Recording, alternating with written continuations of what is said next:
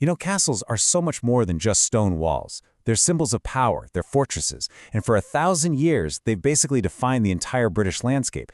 Today, we're going to explore the greatest of them all, the fortress sitting on the legendary White Cliffs of Dover. So, let's start with a thought experiment. If you picture all of England as one single, massive fortress, right? A fortress designed to protect itself from the world. Well, every fortress needs a main gate. You know, that one single point of entry that's the most important, the most vulnerable, and the most heavily defended. So, where is it? And the answer, for 2,000 years, has always been Dover.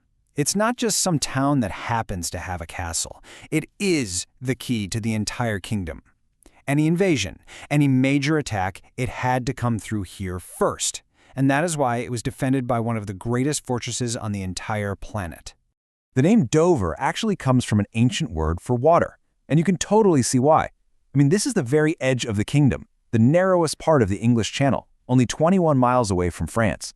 That kind of closeness makes it both a gateway and a constant danger zone. And this place has stood watch for centuries. Seriously, its history is just this story of constant evolution. It started as a Roman lighthouse back in the 1st century, then became this epic medieval fortress, then a base to fight Napoleon, then the nerve center for the Dunkirk evacuation, and get this, even a top-secret Cold War bunker. It has always adapted to whatever threat was coming next. So, let's start in the Middle Ages. The massive stone fortress we see today wasn't just built by any old king. No, it was built by one of the most powerful rulers in Europe. A man who was driven by this really complex mix of ambition, power, and a deep, profound guilt. Back in the 12th century, King Henry II poured an absolute fortune into Dover. From a military perspective, it had to be an unbeatable fortress. Politically, it was this grand palace meant to project his power to anyone and everyone arriving in England. But the most personal reason was also the most political. It was an act of penance. See, Henry was blamed for the murder of his friend, Archbishop Thomas Becket, a scandal that shook all of Europe.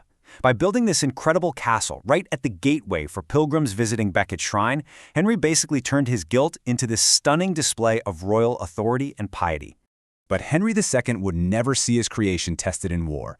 No, that challenge fell to his son, one of the most despised rulers in all of English history, King John. A civil war broke out, and the rebellious English barons did something unthinkable.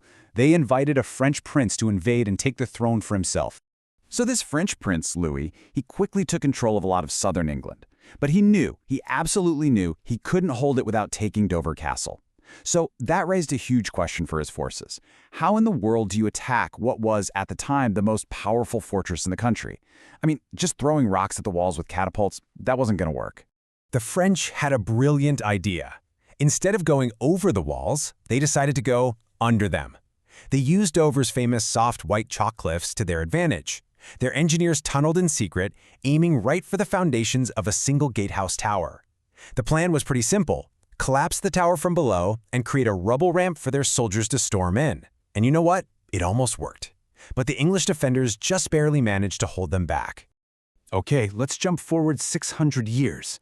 The castle's one big weakness, that soft, chalky foundation, was about to become its greatest secret strength. A brand new threat was building just across the channel, and Dover's tunnels were about to see action once again. By 1803, Napoleon Bonaparte had basically crushed all his enemies across Europe, and his eye was now fixed firmly on England. He gathered an army of 130,000 men on the French coast, all ready to invade. The entire nation held its breath, and once again, Dover was right at the center of history. The British response was this massive feat of military engineering. Cannons were put absolutely everywhere. But the real genius, the real game changer, was happening underground. With no more space for troops on top, engineers started carving out the first ever underground barracks. And to get those troops to the fight fast, they built the Grand Shaft, an incredible triple helix staircase that can move thousands of men from the cliff tops to the beaches in just a few minutes. But Napoleon's invasion never came. The Royal Navy blockaded his fleet, and the threat just passed. For the next 130 years, Dover's tunnels were abandoned, pretty much forgotten. That is, until the spring of 1940, when Britain faced what really seemed like certain annihilation. Over in France, the German army had completely surrounded 400,000 British and Allied soldiers, pushing them right up against the sea on the beaches of Dunkirk. They were trapped, they were being bombed constantly, and they were facing total destruction.